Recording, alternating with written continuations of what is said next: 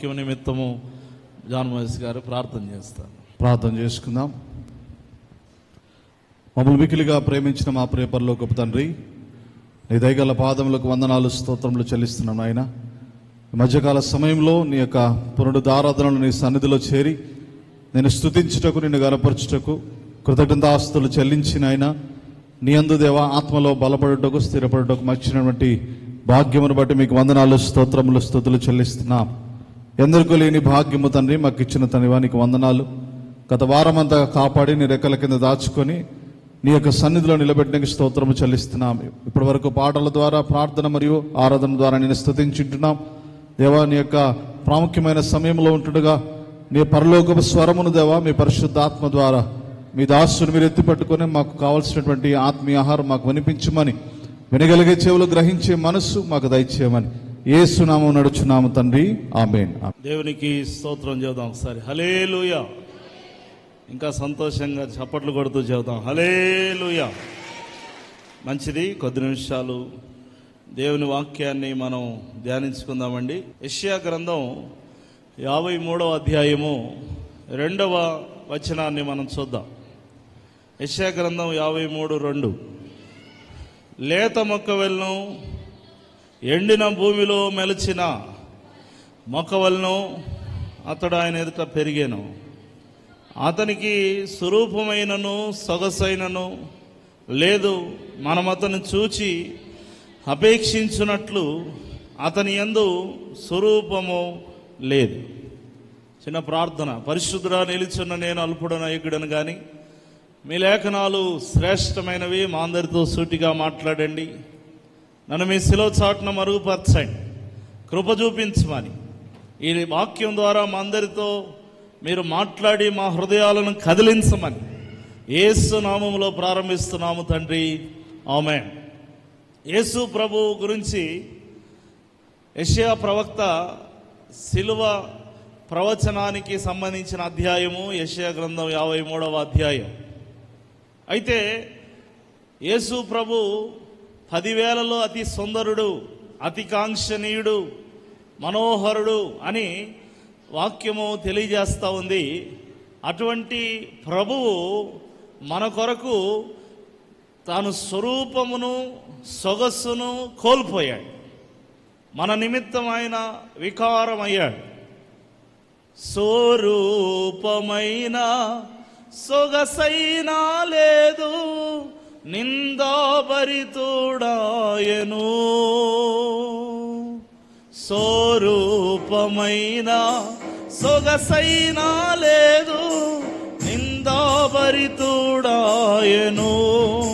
వ్యాధిగ్రస్తుడుగా వ్యాకులముందెన్ వీక్షించి త్రిప్పిరి ముఖము. గాయాములన్ మా కొరకై పొందేను యేసు ప్రభు. గాయాములన్ మన కొరకై పొందేను యేసు ప్రభు. దేవునికి స్తోత్రం. హల్లెలూయా. అందుకే ఆయనను అపేక్షించనట్లుగా అతని యందు స్వరూపమైన సొగసైన లేదు. ఈరోజు మన అంశం ఏంటంటే ముఖ వికారము. మీరు గమనించండి, యేసు ప్రభు మనందరి కొరకు ఆయన వికారమయ్యాడు. మనందరి కొరకు ఆయన ఏమయ్యాడు? వికారమయ్యాడు. అయితే మనము వికారమయ్యేది ఏ విషయాల్లో అవుతాం? ఈరోజు మనం ధ్యానించే అంశం చాలా ప్రత్యేకమైనది. ఫరోకు ఒక కల వచ్చింది. ఆ కలలో 7 బలిష్టమైన ఆవులు నదిలో నుండి బయటకు వస్తున్నాయి. బాగా వినండి. 7 బలిష్టమైన ఆవులు నదిలో నుండి బయటకు వస్తున్నాయి. అదే నదిలో నుండి ఇవి బయటికి రాగానే వెనక నుంచి మరి 7 ఆవులు, వికారమైన ఆవులు నదిలో నుండి బయటకు వస్తున్నాయి. ఈ రెండింటినీ చూస్తున్నాడు ఫరో కలలో, నిద్రపోయి కలలో. మొదట వచ్చిన 7 ఆవులు చాలా అందంగా, చాలా బలిష్టంగా, చాలా పుష్టిగా, పౌష్టికంగా కనిపించాయి. తర్వాత వస్తున్న 7 ఆవులు బహు వికారంగా కనిపించాయి. వాటిని చూసి చాలా అంటే ఎంత వికారంగా ఉన్నాయంటే అవి మునుపెన్నడూ అంత వికారమైన ఆవులను ఫరో చూసి ఉండలేదు. మీరు చదవండి, ఆదికాండం 41వ అధ్యాయము 1వ వచనం నుంచి చదువుదాం. 2 ఏండ్లు గడిచిన తర్వాత ఫరో ఒక కల కనెను. అందులో అతడు ఏటి దగ్గర నిలిచుండగా చూపునకు అందమైనవి బలిసినవి అయిన 7 ఆవులు ఏటిలో నుండి పైకి వచ్చుచు జమ్ములో మేయిచుండెను. వాటి తర్వాత చూపునకు వికారమైన చిక్కిపోయిన మరి 7 ఆవులు ఏటిలో నుండి పైకి వచ్చుచు ఏటి ఒడ్డున ఆ ఆవుల దగ్గర నిలిచున్నాయి. ఇప్పుడు ఈ వికారమైన ఆవులు బలిసి ఉన్న పౌష్టికంగా ఉన్న ఆ అందమైన ఆవులను తినివేశాయంట. వికారమైన ఆవులు ఏం చేశాయి? అందమైన ఆవులను, పుష్టిగా ఉన్నటువంటి బలంగా ఉన్నటువంటి ఆవులను ఏం చేశాయంట? తినివేశాయంట. సరే, ఇది ఎంత వికారంగా ఉన్నాయనేది 19వ వచనంలో చెబుతాడు. చూడండి, 41వ అధ్యాయం ఆదికాండం 19వ వచనం. మరియు నీరసమై బహు వికార రూపము కలిగి చిక్కిపోయిన మరి 7 ఆవులు వాటి తర్వాత పైకి వచ్చెను. వీటి అంత వికారమైనవి ఐగుప్తు దేశమందు ఎక్కడనూ కనబడలేదు. బాగా వినాలి. వికారమైన ఆవులు, ఇంత వికారమైనవి మునుపెన్నడూ ఫరో చూడలేదు. అంత వికారమైన ఆవులు ఏ ఆవులను తినివేశాయి? బలిష్టమైన ఆవులను తినివేశాయి. మీరు ఈ సత్యాన్ని బాగా అర్థం చేసుకోవాలి. ఈ బలిష్టమైన ఆవులను తినివేసిన ఆ వికారమైన ఆవులు తినివేసిన తర్వాత కూడా వికారంగానే ఉన్నాయంట. ఎన్నో వచనం చదువుతారా? చూడండి, చిక్కిపోయి వికారమైన పైకి వచ్చినటువంటి ఆవులు 21వ వచనం. అవి వాటి కడుపులో పడెను గాని అవి కడుపులో పడినట్టు కనబడలేదు. మొదటుండినట్లే చూపునకు వికారముగా ఉండెను. అంతలో నేను మేలుకొంటిని. సరే, ఫరో ఏం కలగన్నాడు, దాని భావం ఏంటి, అవన్నీ చెప్పడానికి సమయం లేదు. కానీ ఈ ఆవుల గురించి చెబుతున్నా వినండి. ఈ ఆవులు లాంటి వాళ్ళు మనలో కొంతమంది ఉన్నారు. మేత మేస్తారు కానీ మారరు. ఇంత బలిష్టమైన, అందమైన, చక్కని, పుష్టికరమైన ఆవులను ఇవి తిని ఇంకా చూపునకు ఎట్లా ఉన్నాయంట? ఇంకా వికారంగానే ఉన్నాయి. ఇంకా చెప్పాలంటే అవి తింటున్నట్టు కూడా కనపడలేదంట. ఏమనుంది అక్కడ? మీరే చదవండి, 21వ వచనం. వాటి కడుపులో పడెను కానీ అసలు అవి కడుపులో పడినట్టు. కొంతమంది బాగా కూర్చొని వాక్యం వింటారు. వాక్యం వింటున్నారు అని దైవజనుడు అనుకుంటే పెద్ద మోసపోయినట్టే లెక్క. దేవుని స్తోత్రం, హల్లెలూయా. కూర్చున్నట్టే కూర్చుంటారు, వచ్చినట్టే వస్తారు, వాక్యం వింటున్నట్టే వింటారు. వారి కడుపులో పడినట్టే కనపడదు. ఊరికే నోట్లోకి పోతుంది అంతే. నోట్లోకి పోతే సరిపోద్దా? కడుపులోకి పోవాలా? ఎక్కడికి పోవాలా? కడుపులోకి పోవాలి. కడుపులో పడినట్టు కనపడలేదు. వాటిలో ఏ మార్పు లేదు. ఈరోజు ప్రియమైన వారలారా, ప్రభువు మన కొరకు సిలువలో తాను వికారమైంది. ఎందుకు తెలుసా? నువ్వు వికారంగా ఉండకూడదని. గట్టిగా చప్పట్లు కొడుతూ దేవుని హల్లెలూయా. తన స్వరూపమందు తన పోలిక చొప్పున ఆయన నిన్ను చేసుకుంటే, నిన్ను సృష్టించుకుంటే, నిన్ను రూపుదాల్చుకుంటే ముందు నువ్వు వికారమయ్యావు. నువ్వు వికారమయ్యావు అని చెప్పి ఆయన వచ్చి తన స్వరూపమును తన సొగస్సును కోల్పోయి ఆయన వికారమయ్యాడు. ముందు ఎవరు వికారమయ్యారు? మనమే కదా. ఆయన ఇచ్చిన స్వరూపాన్ని, ఆయన ఇచ్చిన సొగస్సును, ఆయన ఇచ్చిన మహిమను కోల్పోయి ముందు మనం వికారమైనందుకే ఆయన తన స్వరూపాన్ని తన సొగస్సును కోల్పోయి శిలువ మీద తాను వికారమయ్యాడు. నమ్మిన వాళ్ళు చప్పట్లు కొడుతూ దేవుని స్తుతిద్దాం, హల్లెలూయా. ఇప్పుడు ఆయన ఎంత కష్టపడి, ఆయన అంత రక్తం గార్చి, అంత శ్రమ పొంది, అంత భయంకరంగా శిక్ష ఉంది నీ కొరకు ఆ సొగసునంతా స్వరూపాన్నంతా కోల్పోయి వికారమైంది ఎందుకు? నువ్వు ఇంకా వికారంగా ఉండడానిక? ఎందుకు చెబుతున్నానంటే, కొంతమంది ఎంత వాక్యం విన్నా, ఎంతగా బలపరచాలని దైవ సేవకులు ప్రయత్నించినా, అవి ఎన్ని ఆవులను తిన్నా ఇంకా అవి ఎలా ఉన్నాయంట? వికారముగానే ఉన్నాయి. అసలు అవి కడుపులో పడినట్టు కూడా కనపడలేదంట. వాటి స్వరూపం మారలేదంట. వారి వికృత రూపం మారలేదంట. ఈరోజు ఇక్కడ కూర్చొని వాక్యం వినిచిన వారులరా, లేదా ఈ మాధ్యమాల ద్వారా వినుచున్న వారులరా, ఎంతో మేత మేస్తావు, వాక్యం అనే మేత మేస్తావు, ఎంతో వాక్యహారాన్ని భుజిస్తావు, కానీ నీలో ఎటువంటి ఆ వికృత సంబంధమైన రూపం పోలేదు, వికారము పోలేదు, ఇంకా దైవ సంబంధమైన సొగసు స్వరూపము నీలోనికి రాలేదు, ఆ తేజస్సు నీలోనికి రాలేదు. ఎందుకోసమంటే తిన్నట్టే తిన్నా వికారం మారలేదు. ఈరోజు నేను తెలియజేస్తూ ఉన్నాను, మీరు ఎప్పుడైనా సరే దేవుని సన్నిధిలోకి వచ్చి దేవుడు వాక్యం అనే మేత పెడుతున్నప్పుడు మనము ఆ పౌష్టికత మనలో కనిపించాలి. ఏ పౌష్టికత? ఆధ్యాత్మిక పౌష్టికత. మీరు గమనించండి, ఆధ్యాత్మిక పౌష్టికత కనపంచకపోతే అది ఎవరికి నింద? బక్క పీసుగా సన్నగా పుట్టిన బిడ్డ, పుట్టిన శిశువు మరి ఒక 2 ఏళ్ళైనా 3 ఏళ్ళైనా బక్క పల్చగా ఉంటే ఎవరిని తిడతారు? ఎవరిని తిడతారు? పిల్లోని తిడతారా? పిల్లోడిని ఏమనరు. తల్లిని పట్టుకొని, ఏంటమ్మా చూసుకోవాలి కదా, చూడు కాళ్ళు చేతులు ఎంత అని చెప్పి తల్లిని తిడతారు. తల్లి ఎవరంటే సంఘం, తండ్రి ఎవరంటే దేవుడు. మీరు గమనించండి, సంఘమునకు నింద రాకూడదు మిమ్మల్ని బట్టి. మీరు పౌష్టికంగా బలపడాలి. గట్టిగా చప్పట్లు కొడుతూ దేవుని హల్లెలూయా.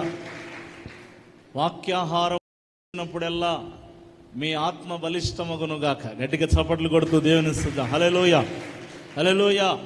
బలం పొందాలి. ఎంతకాలం నీరసంగా, వికారంగా, ఏమండి నికృష్టంగా వచ్చాం పోతాం ఇప్పుడేంటి అన్నట్టుగా, ఏంటది బ్రతుకు? అదొక క్రైస్తవ జీవితమేనా? అదొక వికారమైన జీవితం. నేను చెబుతున్నా, అంత వికృతం, అంత వికారం నీ జీవితంలో ఉంటే అటు ప్రభువు దుఃఖపడతాడు. అరే, ఇంత మేత మేస్తూ ఇంత వికృతంగా ఉంటే అసలు అది కడుపులో పడుతుందా లేదా? దయచేసి గమనించండి. కొంతమంది తల్లిదండ్రులు అంటారు, అసలు తింటున్నావా నువ్వు? తింటున్నావా లేకపోతే అన్నం ఏడన్నా పడేస్తున్నావా? కడుపులో పడుతుందా లేదా అన్నట్టుగా కొంతమంది ఉంటారు. ఈరోజు ప్రియమైన వారలారా, నీలో వికారం ఉండడం దేవునికి ఇష్టమో లేదని ప్రభు పేట నేను తెలియజేస్తా ఉన్నాను. మనము మంచి మరి ఆధ్యాత్మిక సౌందర్యాన్ని మనం పొందాలి. దేవుడు అంటాడు కదా, మరి ఆయన నీ రాజు, నీ ప్రభువు, నీ సౌందర్యమును కోరినవాడు. దేవునికి స్తోత్రం. హల్లెలూయా, హల్లెలూయా. ఎవరిమే ఎవరిమే సంధ్యారాగము చూపట్టుచు చంద్రబింబమంత అందము గలదై వ్యూహిత భీకర స్వరూపిణి అయినా ఎవరిమే ఎవరిమే. దేవునికి స్తోత్రం. హల్లెలూయా. కాబట్టి ఆ స్వరూపమును పొందాలి, ఆ సొగసును పొందాలి. ఏ మహిమను మనం కోల్పోయామో ఆ మహిమను పొందాలని ప్రభు మన కొరకు ఆయన తాను సిలువలో వికారమయ్యాడు. ఈరోజు మనం ఇంకా వికారంగా ఉంటే, మొట్టమొదటి మాట నేను చెబుతున్నాను, మరి మేత మేస్తూ కూడా వికారంగా ఉంటే ఇక దాన్ని ఏమని చెప్పగలం? రెండో విషయం నేను తెలియజేస్తున్నాను, దయచేసి గమనించండి. కొంతమంది ఇప్పుడు నిర్లక్ష్యం చేస్తే, ఇప్పుడు చెప్పబడుతున్న వాక్య సందేశాలు, ఇప్పుడు చెప్పబడుతున్న సువార్త మందిరంలో కూర్చొని ఉంటున్నటువంటి నీవు నిర్లక్ష్యం చేస్తే, రేపు తీర్పులో నిలబడినప్పుడు నీ ముఖంలో తేజస్సు కనపడదు. ఏం కనపడుతుంది? వికారంగా అనిపిస్తుంది. ఏం కనిపిస్తుందండి? రేపు తీర్పులో మనము నిలబడాల్సిన అవసరమే లేకుండా దేవుడు మహిమ శరీరాన్ని ధరింపజేసి ఒక అద్భుతమైన రూపంలో దేవుడు మనల్ని తన రాజ్యానికి తీసుకుని వెళ్తున్నాడు. ఆ పరిస్థితిలో మనం ఉంటామా? లేకపోతే ఇకారంగా మొహాలు పెట్టుకొని, అవును ప్రభా చర్చికి వచ్చినా మారలా, రక్షణ పొందలా, ఆయన చెబుతుంటే ఇన్లా, ఆమె చెబుతుంటే ఇన్లా, పక్కన వాళ్ళు చెబితే ఇన్లా, ఎవరు చెప్పినా ఇన్లా, ముఖమంతా ఇకారంగా పెట్టుకొని నిలబడతారంట తీర్పులో. నేను చెప్పట్లా, ఇది ఇప్పుడు ఇకారమే, అప్పుడు ఇకారమే. వాక్యం విని స్పందన లేని ఈ జీవితం ఇకారమే. మరణించిన తర్వాత తీర్పులో నిలబడినప్పుడు అప్పుడు కూడా వాళ్ళ ముఖాల్లో సంతోషం ఉండదు. మీరు చదవండి పరిశుద్ధ గ్రంథములో మీరు గమనించినట్లయితే 5వ అధ్యాయము 6వ వచనాన్ని మనం చూసినట్లయితే, అతని ముఖము వికారమాయెను, అతడు మనస్సునందు కలవరపడగా అతని నడుము కీళ్ళు వదిలి అతనికి మోకాళ్ళు గడగడ వణుకుచు కొట్టుకొనుచు ఉండెను. ఎందుకు ఇతను ఈ రీతిగా ముఖమును వికారం చేసుకున్నాడు? ఇతను దేవుడంటే లెక్కలేని ఒక రాజు. చాలా జాగ్రత్తగా వినాలి. ఈ బెల్షెజరు గురించి రాయబడినటువంటి మాట, ప్రియమైన వారలారా, ఇతను దేవుని మందిరములో ఉన్న పాత్రలను తెచ్చి విందు వినోదాలకు, మత్తు పానీయాలకు దానిని వాడుతున్నారు. అలా వాడుతున్నప్పుడు దేవుని కోపము రగులుకొని అక్కడ గోడ మీద మెనీ టెకిల్ ఫారిసిన్ అని వేలు వచ్చి ఒకటి రాయడం మొదలుపెట్టింది. అది కల కాదు, నిద్రలో వచ్చిన దర్శనం కాదు, కల్లారా చూస్తున్నాడు. పక్కనున్నోడిని అడిగాడు, అరే చెయ్యి వచ్చి ఆ గోడ మీద రాస్తుంది, నీకు కనపడుతుందా? కనపడుతుంది. గోడ మీద రాయబడింది, నీకు కనపడుతుందా? కనపడుతుంది. ఇదంతా నిజం, పచ్చి నిజం. ఇప్పుడు ముఖం వికారమైంది. ముఖం ఏమైంది? వికారమైంది. ఏంటి ఆ భాష? మనకు తెలియని భాషలో అక్కడ రాయబడి ఉంది. ఆ భాష ఎవరికి తెలియదండి. దేవదూతల ఆత్మ కలిగినటువంటి వాడు ఒకడు ఉన్నాడు. అతని పేరు దానియేలు. అతన్ని పిలిస్తే ఖచ్చితంగా అక్కడ ఏం రాయబడిందో తెలుస్తుంది. అతను కలభావములు చెప్పగలవాడు అని చెప్పినప్పుడు దానియేలును పిలిపించారు. ఆ గోడ మీద ఉన్నది ఏమిటి అని అడిగినప్పుడు దానియేలు స్పష్టంగా చెప్పాడు, నీ లెక్క తేలిపోయింది, తాసులో వేసి తోచగా నువ్వు తేలిపోయావని దేవుడు రాశాడు అన్నాడు. చప్పట్లు కొడుతూ దేవునిస్తుంది. హల్లెలూయా. ఈరోజు మీరు గమనించండి, ఇప్పుడు ఎనరు, ఇప్పుడు చెబితే పట్టించుకోరు, ఇప్పుడు చెబితే మనసుకు తీసుకోరు, ఇప్పుడు చెబితే గ్రహించరు. ఒకవేళ గ్రహించినా లెక్క చేయరు, లెక్క చేసినా మారరు. వీళ్ళందరూ రేపు దేవుడు ఇలాగే తీర్పు రోజు రాబోతుంది. ఆ రోజు వీళ్ళ ముఖములు వికారంగా అవబోతున్నాయి. వీళ్ళ మోకాళ్ళు గడగడ గడగడ వనకపోతున్నాయి. మోకాళ్ళు మామూలు అప్పుడు వనకవు. నీకు చిన్న వయసులో ఇటువంటి ఎక్స్పీరియన్స్ ఉండి, మోకాళ్ళు వణికిన ఎక్స్పీరియన్స్. అంటే పూర్తి నిస్సహాయ స్థితిలో, ఇంకా మేము దొరికిపోయాం, ఇంకా అయిపోయింది మా పని అన్నప్పుడు మోకాళ్ళు వణుకుతాయి. ప్రేమైన వారలారా, ఈరోజు దేవుడు మనతో మాట్లాడుతూ ఉన్నాడు. నీ ముఖము తీర్పులో వికారం కాకూడదు, తేజస్సుతో నింపబడును గాక. గట్టిగా చప్పట్లు కొడుతూ దేవుని స్తుతిద్దాం. హల్లెలూయా, హల్లెలూయా. న్యాయమైన త్రాసులో నిన్ను తూచును, మెనీ టేకిల్ ఫారిసిన్ రాసెను శాసనం దేవుని చేతితో, రాసెను శాసనం దేవుని చేతితో. త్రాసులో నీవు తేలిపోదువు, దేవుని త్రాసులో నీవు తేలిపోదువు. గనుడవైన అల్పుడవైనా, ఈ లోకమేలే అధిపతివైనా, క్రీస్తు న్యాయపీఠము ఎదుట మరి నీ గతి ఏమవుతుందో తెలుసుకో. క్రీస్తు న్యాయపీఠము ఎదుట మరి నీ గతి ఏమవుతుందో తెలుసుకో. మెనీ టేకిల్ ఫారిసిన్ many taken, O Pharisee. దేవునికి స్తోత్రం, హల్లెలూయా. అందుకే ముఖ వికారం చేసుకోకుండా దేవుని వాక్యాన్ని ఇప్పుడే మనం మనసుకు తీసుకుందాం. ఇప్పుడు వికారం చేసుకుంటే అప్పుడు వికారం అవుద్ది, డౌటే లేదు. ఇప్పుడు తేజస్సు అప్పుడు ఇంకా తేజస్సు నింపబడు, మహిమ తేజస్సు. ఇప్పుడు మహిమలో నుండి అధిక మహిమ. ఇప్పుడు వికారం అయిందనుకోండి, వికారములో నుండి అధిక వికారం. మాతో పాటు చెప్పండి, మహిమలో నుండి, అందరు చెప్పండి, ఏం పర్లేదు, మహిమలో నుండి అధిక మహిమలోనికి, వికారములో నుండి, ఇది చెప్పడానికి ఇష్టపడట్లే మీరు, వికారములో నుండి అధిక వికారములోనికి. నిజమా నేను చెప్తున్నానో వాక్యం చెబుతుందా? మొఖాలు వికారం కాబోతున్నాయి, పళ్ళు కొరుకుతారంట, రొమ్ము కొట్టుకొని ఏడుస్తారంట. అయ్యో, సమాజ సంఘముల మధ్య ఉన్నానే, నేను కొంచెమే ఎడమయ్యాను అని బాధపడతారంట. ఒకసారి ఒక గుర్రం, ఒక మంచి రైతు, ప్రేమగల రైతు గుర్రాన్ని పెంచుతున్నాడు. గుర్రాన్ని పెంచడం అతనికి కూడా చాలా నచ్చింది. ఎందుకంటే గుర్రం అంటే గొప్పదని అందరూ భావిస్తారు కదా.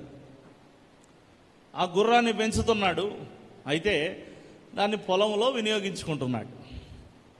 ఈ గుర్రం ఎప్పుడు అనుకునేదంట, మా తాత ముత్తాతలు రాజుల దగ్గర, సైనికుల దగ్గర, యుద్ధ రంగాల్లో ఉంటే నేను ఈ బోడి రైతు దగ్గర నేను ఉన్నానే, ఈ రైతు దగ్గర పొలంలో ఉన్నానే నేను అని ఎప్పుడు ఆయన ప్రేమను గుర్తించేది కాదంట.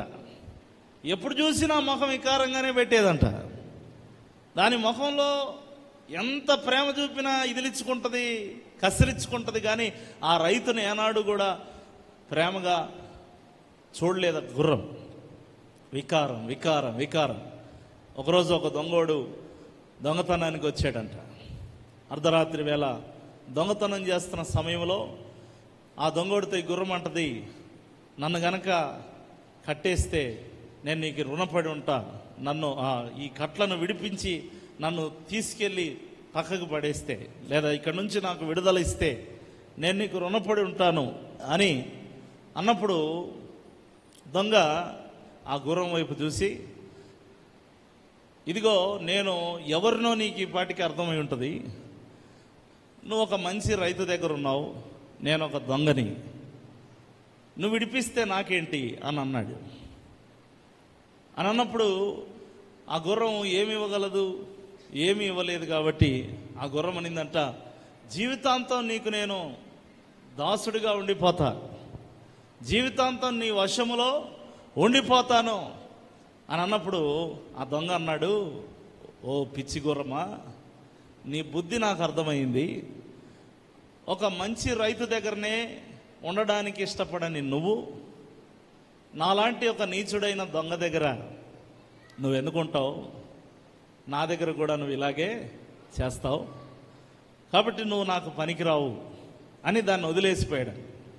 అప్పుడు ఆ గుర్రానికి బుద్ధి వచ్చి, బాగేనండి, నన్ను ప్రేమిస్తూ నన్ను పోషిస్తూ నా పట్ల ప్రేమ చూపుతున్న ఒక రైతు ఎదుట నేను వికారంగా ముఖం పెట్టుకొని ఆ ప్రేమను గుర్తించక ఒక దొంగకి కూడా నేను దాసుడిని అవ్వాలనుకున్నాను, ఇప్పుడు దొంగకు కూడా నేను పనికి రాకుండా పోయాను.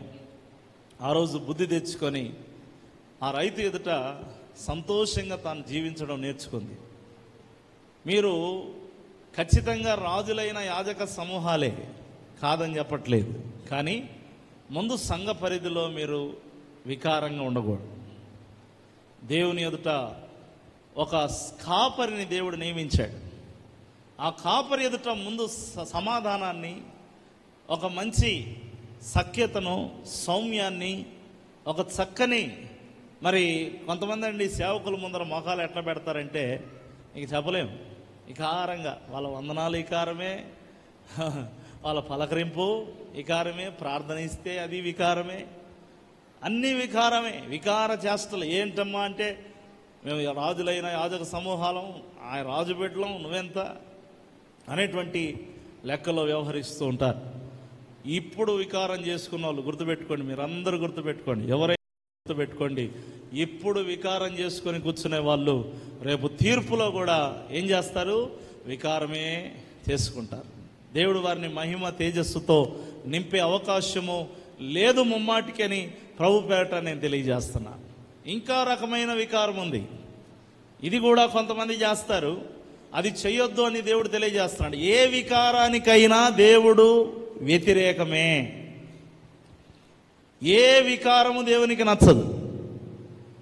అందులో ఇంకొక వికారం ఏంటంటే ఉపవాసము చేయనప్పుడు, బాగా వినాలి, ఈ 40 డేస్లో భలే పాటిస్తుంటారు కొంతమంది. ఇది ఉపవాసము చేయనప్పుడు మీ ముఖము వికారము చేసుకొని వర్లరా వేషధారులు అన్నాడు.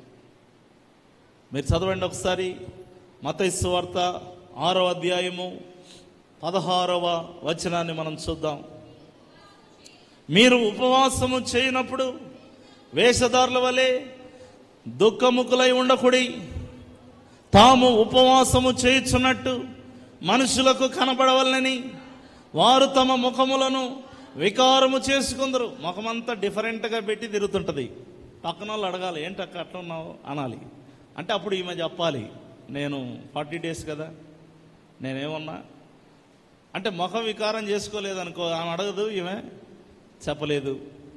మనుషులకు కనపడాలని ఆశ, మనుషులు పొగడాలని కోరిక, మనుషులు గుర్తించాలని అపేక్ష. అలా చేయాలంటే ఏం చేయాలా? ముఖం అంతా వికారంగా పెట్టుకోవాలి.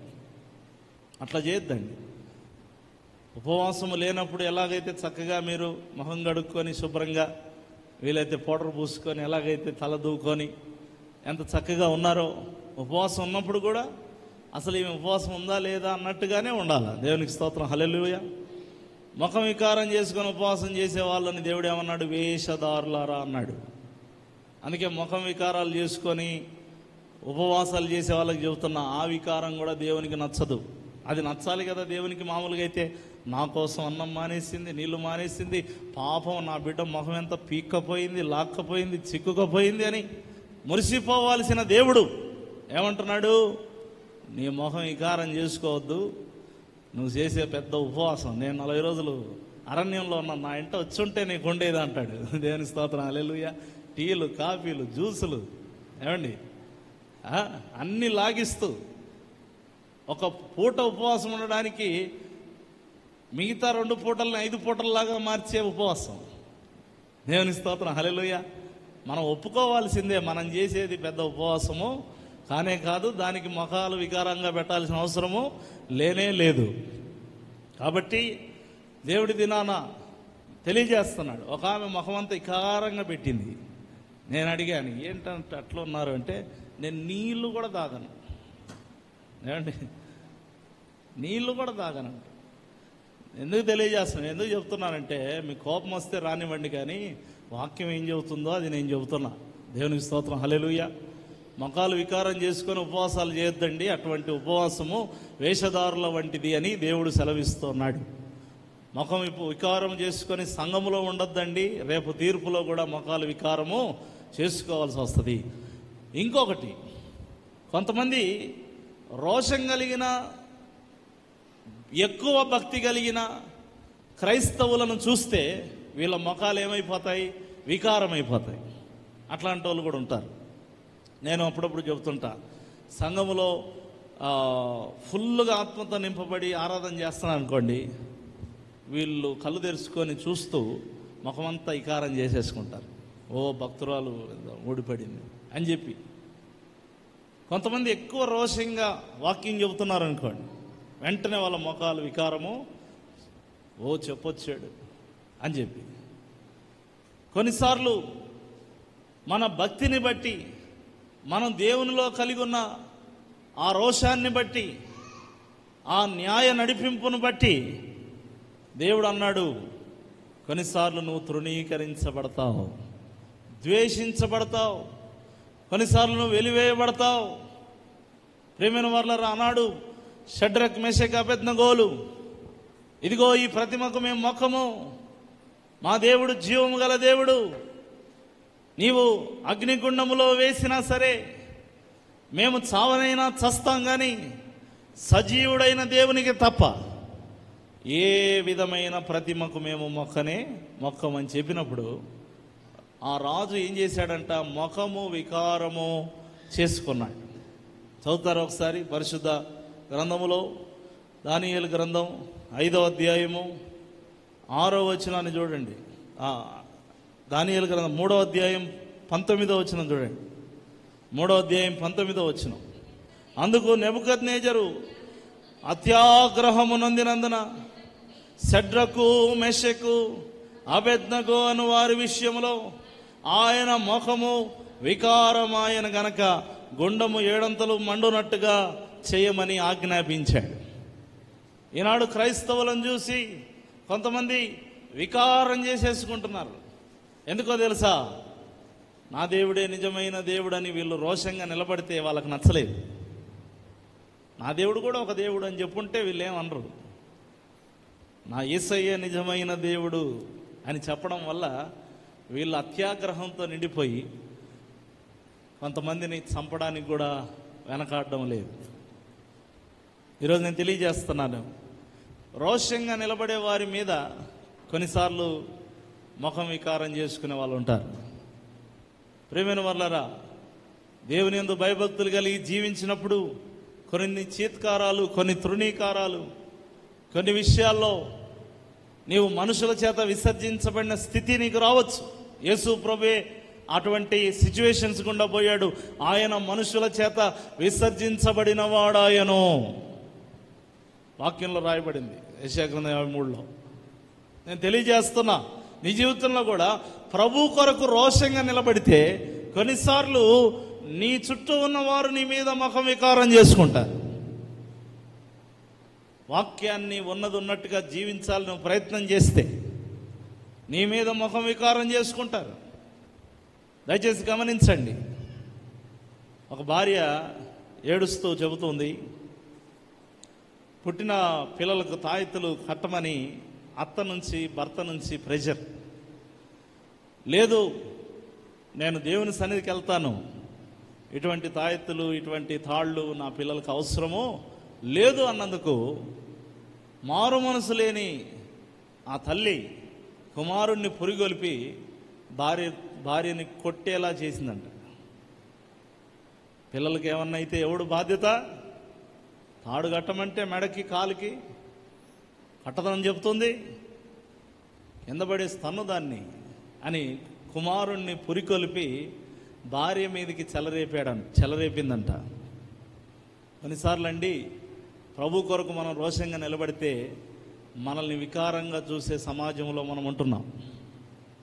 మనల్ని వికృతంగా చూసే సమాజంలో మనం ఉంటున్నాం. దుష్ట మృగాల్లాగా చూసే సమాజంలో మనము ఫలానిది వద్దు అని నువ్వు చెబితే, వాక్యాన్ని ఆధారం చేసుకొని నిన్ను వికారంగా చూసేవాళ్ళు ఈ సమాజంలో నీకు ఎదురయ్యే ఉంటారు. ఎందుకోసం అంటే నువ్వేమో వాక్యం కోసం నిలబడాలని చూస్తావు, వాళ్ళేమో లోకం కోసం నిలబడాలని చూస్తారు. ఇంకా నిన్ను వికారంగా చూడకపోతే ఏమండి సుకుమారంగా చూస్తారా? లేదు. ఈ లోకము మిమ్మును ద్వేషించును. యేసు ప్రభు చెప్పాడు. ఎందుకు? వారు నన్ను ద్వేషించిరి అన్నాడు. గట్టిగా చప్పట్లు కొడుతూ దేవుని స్తుతిద్దాం. హల్లెలూయా. సత్యాన్వేషకులుగా, సత్య సంబంధులుగా, వాక్యానికి తగిన విధానములో బ్రతకాలని కోరిన ప్రతి ఒక్కడు ఎవరో ఒకరి చేత వికారంగా చూపబడతాడు. అలా చూస్తారు. ఈ సమాజం నిన్ను వెలివేసినట్టుగా చూసినా పర్వాలేదు, ప్రభు కొరకు మనము వాక్యంతో సహవాసం చేస్తూ మనం జీవించాలని ప్రభుపేట నేను తెలియజేస్తూ ఇంకొక మాట చెప్పి నేను ముగిస్తానండి. దయచేసి మీరు గమనించండి. స్వనీతి అనేటువంటిది కూడా చాలా చెడ్డది మనకు తెలుసు. ఒక వచనం చదివించి నేను ముగిస్తాను. మార్కు సువార్త 10వ అధ్యాయము 20వ వచనాన్ని మీరు చూస్తే, అందుకతడు బోధకుడా బాల్యము నుండి ఇవన్నీ అనుసరించుతూనే ఉంటినని చెప్పాను. యేసు అతన్ని చూచి అతన్ని ప్రేమించి, నీకొకటి కొదువుగా ఉంది, కావాలనే ఏదో వాడిని ఒక మాట అనేసి పంపించాలని ప్రభు అనుకోవాలా. ప్రేమించి అన్నది అక్కడ కావాలని మాట మీరు చూడండి. ప్రేమించి, ఇదిగో నీకొకటి కొదువుగా ఉంది, అదేమిటంటే నీకు ధనాపేక్ష ఉంది, నీ ఆస్తి నమ్మి బీదలకు ఇచ్చి నన్ను వెంబడిస్తావా అని అన్నాడు. అని అన్నప్పుడు వాడేమనాలి? అయ్యా, ఇప్పుడు దాకా నేను న్యాయవంతుణ్ణి, నీతిమంతుణ్ణి, భక్తుణ్ణి అనుకున్నాను. నాలో ఉన్న లోపాన్ని నువ్వు నాకు ఎత్తి చూపావు. నిజంగా నేను పాపిని, నన్ను క్షమించు అని అనాలి. కానీ వాడు ముఖము చిన్నబుచ్చుకొని, ముఖమును వికారం చేసుకొని, మిగులు ఆస్తి గలవాడు గనక ఆ మాటకు ముఖం చిన్నబుచ్చుకొని వెళ్ళిపోయాడు. కొంతమంది చూడండి, స్వనీతి పరులు ఒక విషయంలో హెచ్చరించబడితే, గద్దించబడితే, బుద్ధి చెప్పబడితే వాళ్ళు ఏం చేస్తారు? వెంటనే ముఖము వికారం చేసుకుంటారు. అందుకే పెద్దలు సామెత చెప్పారు, ఉన్న మాట అంటే ఉలిక్కి పడతారని. బుడంకాయల దొంగ ఎవడని ఎదిగితే భుజాలు తడుముకున్నాడని. నేను ఎందుకు చెప్తున్నానంటే, కొంతమంది వికారం చేసుకుంటారు కానీ మారరు.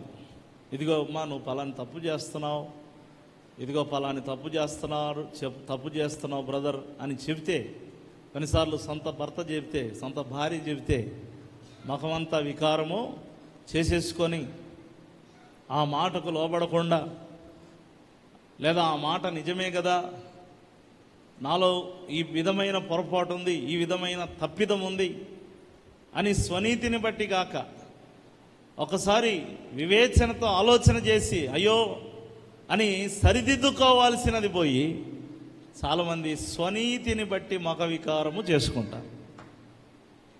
కొన్ని కేటగిరీస్ చెబుతూ వచ్చాను నేను. స్వనీతిని బట్టి మీరు ఎప్పుడన్నా ముఖ వికారం చేసుకున్నారా? గుర్తు చేసుకోండి. ఒక తప్పు ఎత్తి చూపబడినప్పుడు కొన్నిసార్లు ప్రవక్తల తప్పు గాడిద ఎత్తి చూపించింది. ప్రవక్త అయిన బిలాము తప్పు ఎవరు ఎత్తి చూపారు? గాడిద.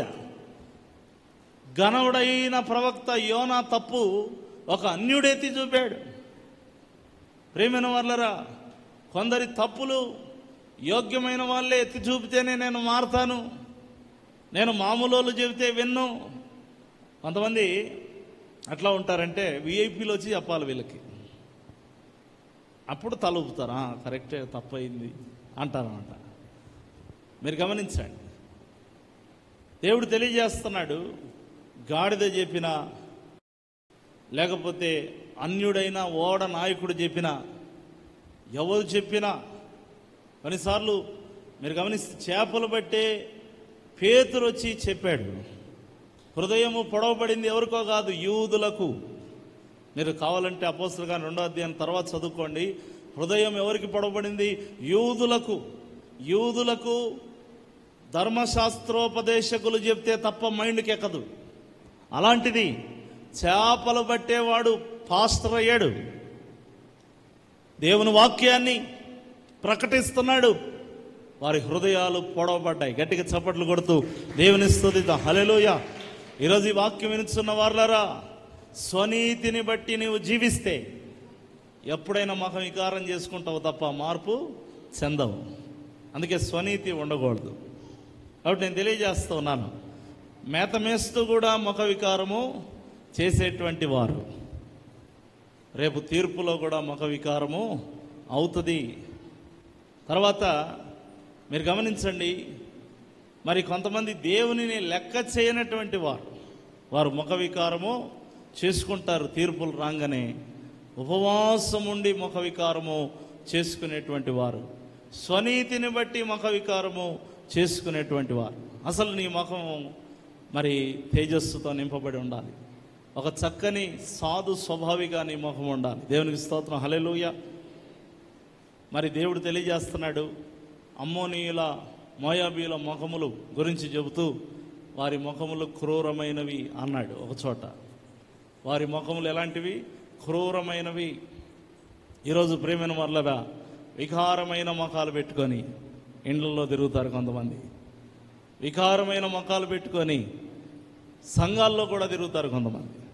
దేవుడు నీకు ఇచ్చింది పసిబిడ్డగా ఉన్నప్పుడు ఇలాంటి వికార ముఖాలు పెట్టుకునే అలవాటు మీకుందా? స్వచ్ఛంగా నవ్వారు, స్వచ్ఛంగా ఏడ్చారు, స్వచ్ఛంగా ముఖం పెట్టారు. ఇవి అంతా కూడా కల్పించుకున్న తంత్రములు. ఈ ఒక వికారము, ముఖ వికారం అనేది ఏంటి చెప్పండి? కల్పించుకున్న తంత్రములు. మనం అందుకే ముఖ వికారం చేసుకునే విషయంలో మనం వెంటనే మీరు గమనించండి, ముఖ వికారం చేసుకున్న వాళ్ళని మిమ్మల్ని మీరు గుర్తు తెచ్చుకోండి, లేదా ఇతరులను గుర్తు చేసుకోండి. వాళ్ళ ఫోటో తీసి వాళ్ళకి చూపించండి కావాలంటే. ఎంత చక్కగా ఉంటారో చూడండి. వాళ్ళు ఎంత అందంగానే ఉండనివ్వండి, ఎంత చక్కగా అయినా వాళ్ళ ముఖరూపం ఉండనివ్వండి. ముఖ వికారం చేసుకున్న వాళ్ళకి వాళ్ళ ముఖాన్ని అదే ఫేస్ కట్ పెట్టుకొని ఒకసారి అద్దం ముందుకెళ్ళి నిలబడి చూసుకోండి. మీ ముఖాల మీద మీకే అసహ్యం కలుగుతుంది. అది దుష్ట ముఖం. దేవుడు నీకు ఇచ్చిన ఫేస్ రిఫ్లెక్షన్ అది కాదు. ఆయన మహిమతో నింపబడిన ముఖము నీకుండును గాక. గట్టిగా చప్పట్లు కొడుతూ దేవుని స్తుతిద్దాం. హల్లెలూయా, హల్లెలూయా. మనం దేవుని స్తుతిస్తాం కదా. నీ ముఖము మనోహరము. మరి మన ముఖం మనదంతా ఇంకేం ముఖాలో దయచేసి గమనించండి. వికార ముఖములను మనం కలిగి ఉండకూడదని ప్రేమపూర్వకంగా పేరు పేరున నేను హెచ్చరిస్తున్నాను. మరి దేవుడు మన కొరకు సిలువ వేయబడ్డాడు. ఆయన మన కొరకు వికారం అయ్యాడు. చాలు. మన వికారాలు వికృతాలు కలిగి ఉండకుండా బలపడదాం.